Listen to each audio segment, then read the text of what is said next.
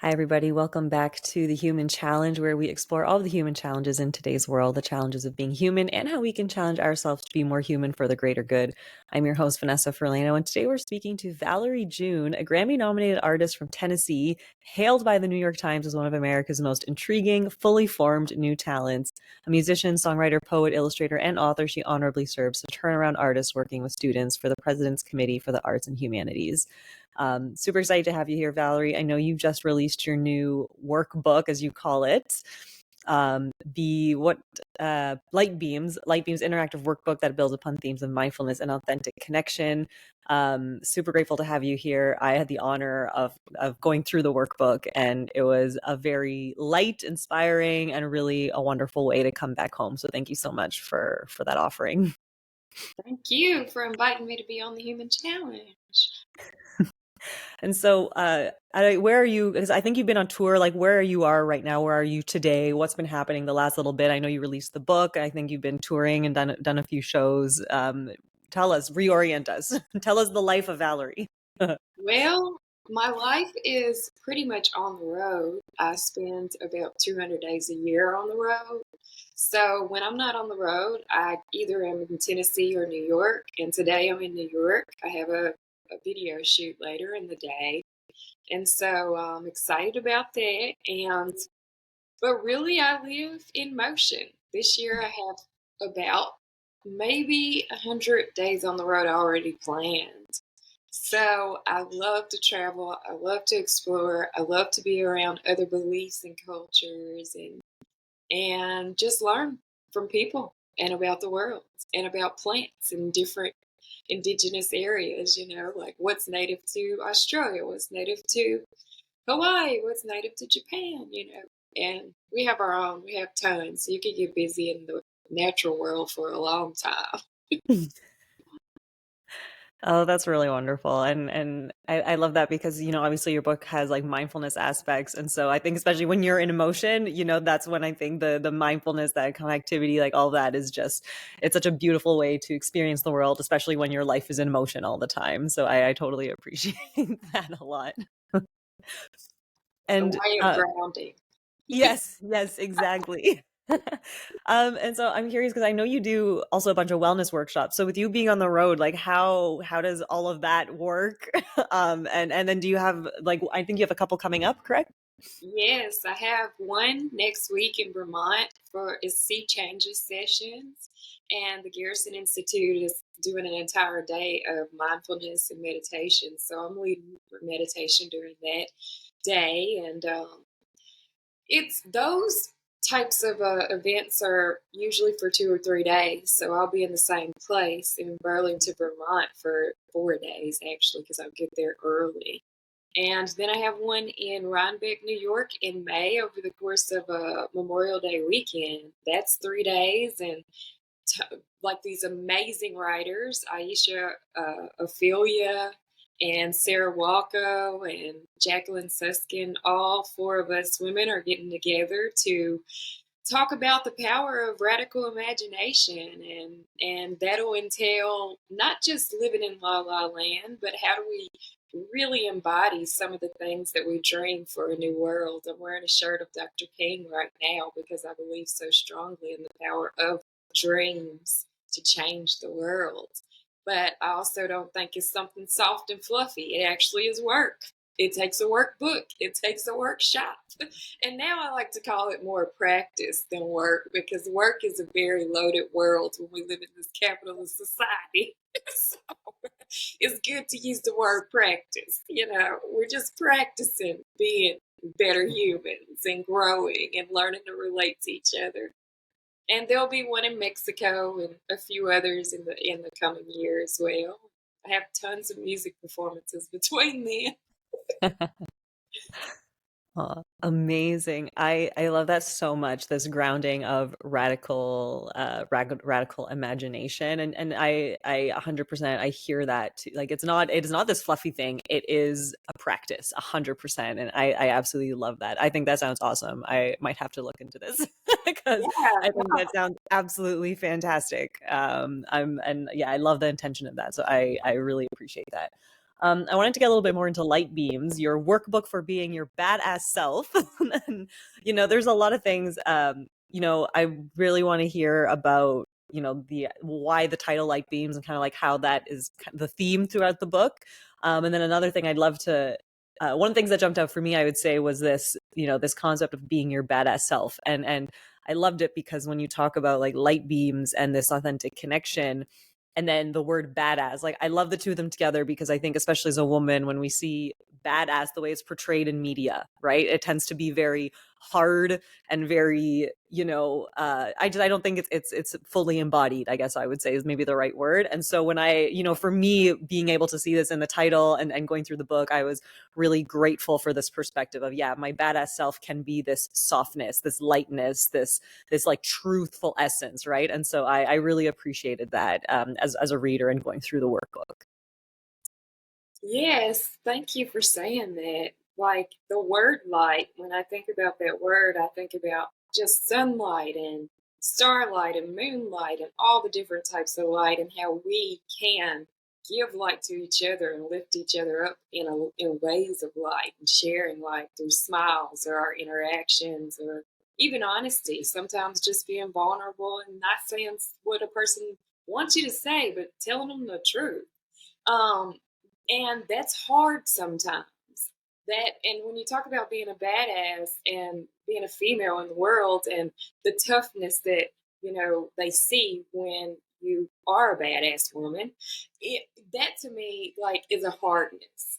But there's also hardness and softness, so to speak. So just getting to the place where like there's a lightness, not just the light of the moon and the light of the stars and the light of the spirit that we embody, but also the lightness to just being a human and standing and speaking in your truth and your power. That can be hard as well. And so it can be tough. And so those two words together really to me they bring together and integrate those two opposing and the duality of that idea of who we are and how we can be more than one thing and that we're always enough and we're always right on time with the things that we're when we're living in our truth. So that's kind of like how it came about, and also many teachers working in the same space. And so I list all of the inspiring light beams at the back of the book because I'm not alone in the practice of being a light in this dark world. Aw. No, I love that so much. Honestly, I really do. Thank you so much for sharing that. And when I think of you and you're talking about duality, I also think to myself like the fluidness of who we are as well. And I think that that's something that I don't think is always really maybe acknowledged or even celebrated in society, right? That it's like you kind of, I don't know, it's like you have to be this like formal definition, right? And it's like, but I'm a human being. Is that possible for me to be just this? Like, can I float on this continuum a little bit, so I love that. And I feel like I don't think like, when I read through and went through the workbooks, I don't think that was like an explicit theme, but it was something that really came up for me. Like I felt that I kind of had space to revisit this self on the spectrum, right? Does that make sense? Like kind of across this continuum, not just like me and this definition in a box, right? So I really appreciated that as well in the experience as a reader and going through it. It was really great. Thank you. I definitely live in that space of not wanting to be in a box, even with music. I don't like choosing genres. I like fluidity, like you were saying. And so that makes sense to me. That space in everything that we do as humans. No, I love that. There was I'm just going through the book now. I have the digital copy and let me see here. There was I loved it. The experience of reading it was so nice because it was like like it was structured but unstructured at the same time, which was like you know what I mean? And it was so like it was really nice. And then the quotes kind of embedded throughout, like it was such a different reading experience, and I appreciated it a lot, and I think it really, when you were talking about like radical imagination and like this creativity, right? I think that was also, I think it was also helpful, or not even like intentional, right? It was intentional because like for me, that in itself also helped me revisit these different aspects of me in a very truthful way, right? And so I'm curious for yourself, like when you were putting the book together, like I imagine that must have been a similar experience for you. Like what was that like? Well, the book is, you can sit with the book and work through it all in one piece, or you can put it on the shelf. And just like I visit different oracle decks when I need to, it's Mm, not today, not the day for the animal deck. Today's the day for the Morgan Greer deck, or whatever it might be. Today's the day for the nature deck. Whatever it might be, it is meant that you open the book whenever you feel moved to whatever page you wish to, and get the practice from that particular prompt and exercise. Or if you want to do the whole thing front to back, fine. But it is very much like a book that isn't written in any organized way other than this is a prompt and a practice, and here's some thoughts to just like form your own opinion about. And it is meant for you to just have that space and that freedom to just decide, well, what do I think about climate change? What do I think about sharing, like sharing light in such a dark space of the wars that we see erupting every day? What do I think about living in a world where when I walk into Walmart, sometimes I'm afraid, you know? Like how do we process that, and working through the things that we see on the news? Because we receive all of that, we download all of that, it goes into our cells, it goes into our brain waves, and we have no time to really work out, well, how do I feel about this, and where is my place in it, and what power do I have to shift the energy to a more positive space? So that's what the book is doing. And it's not necessarily doing it in any type of order, it's just presenting these ideas and allowing you to. A friend of mine said, oh, you're writing a guided journal? I said, yeah. And they said, well, what does that mean? I said, well, there's a lot of blank pages in there. And basically, they said, well, so what you're saying is that the person writes the book themselves? That's genius. You're selling a book that you didn't even write. I'm like, yeah, because that work is a personal work. It's something that we have to do ourselves. And it's something that when we do that, then we have like every different being has a different shade of light. And so the earth is out of balance because we don't have all beings shining fully.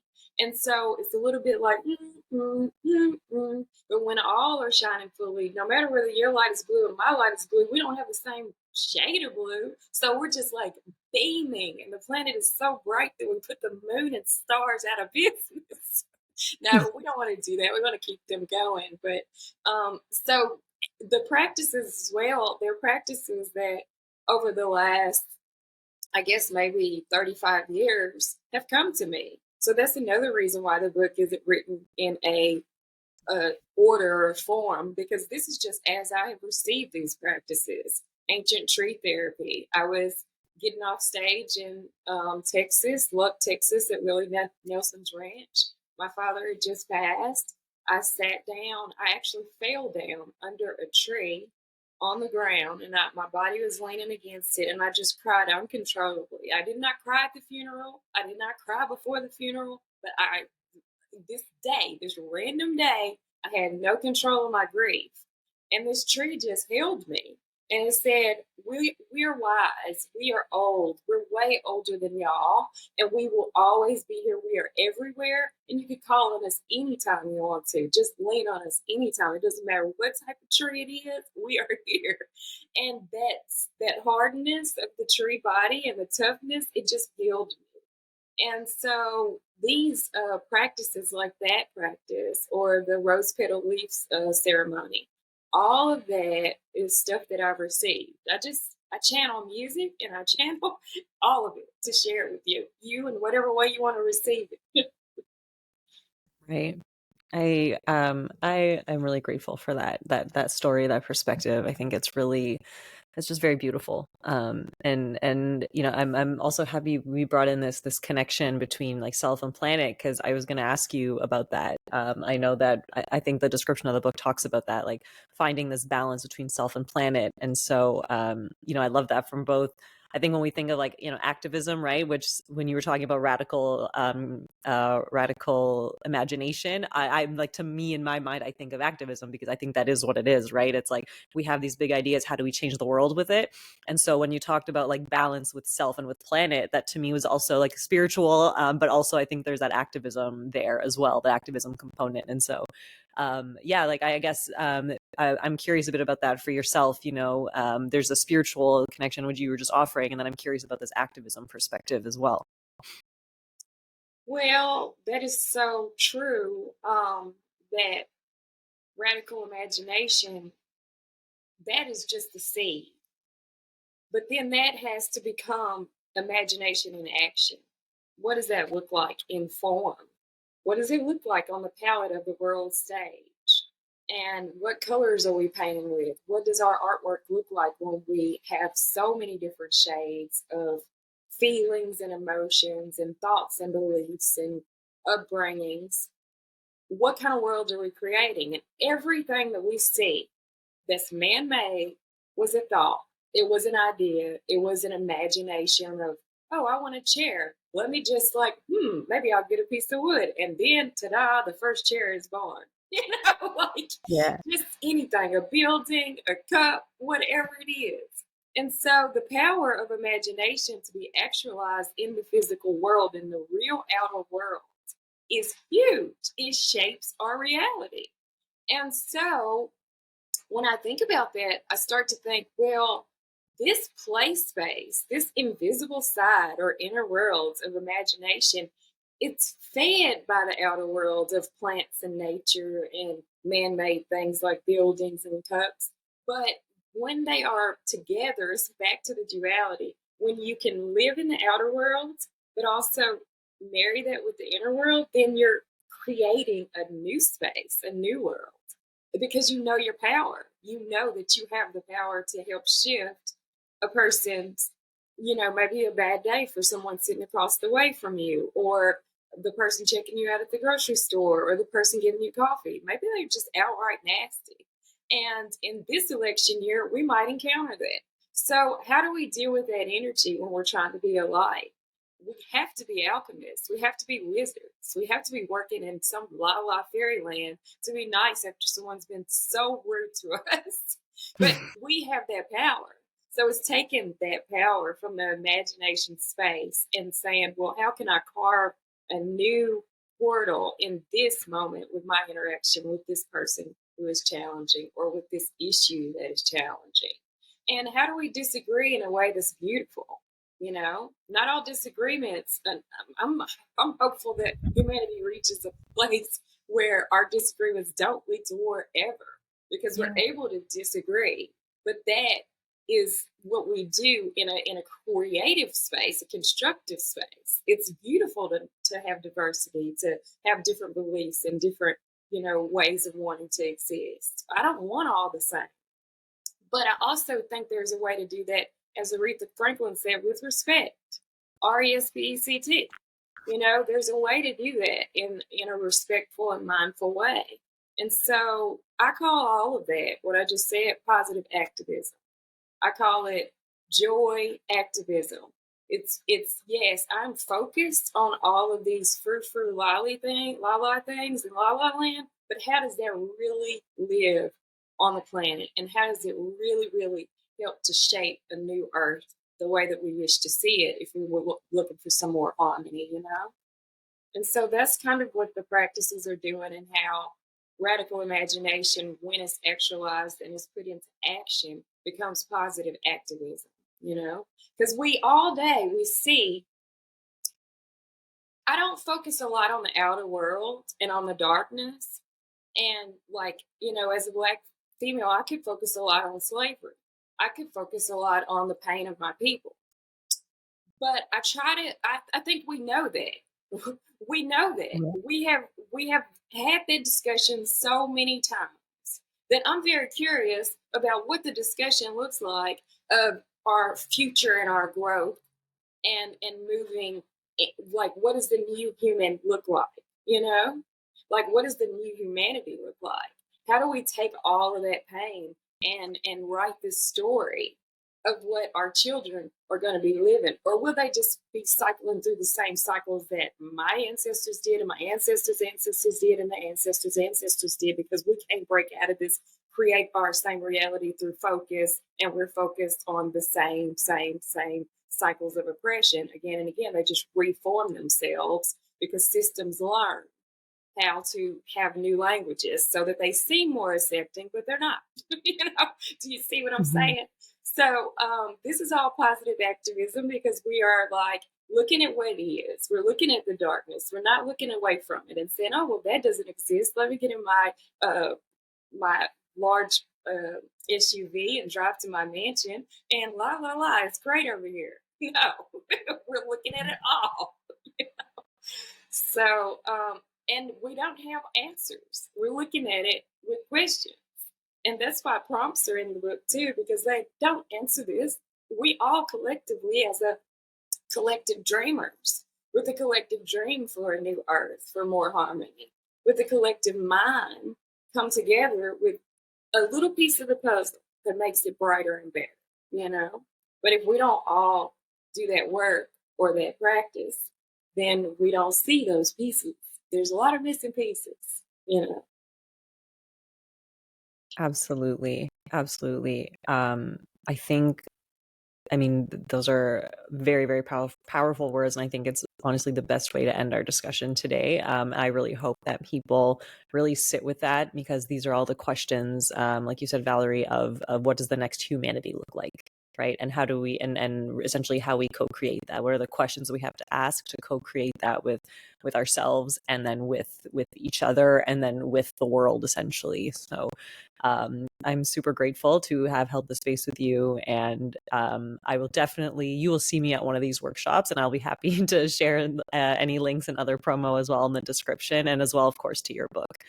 So thank you so much for being here. Super, super grateful. And I hope you enjoy the rest of your travels, wherever that's going to take you in your life in motion. Thank you. Have a great day, Vanessa. I appreciate it. Thanks.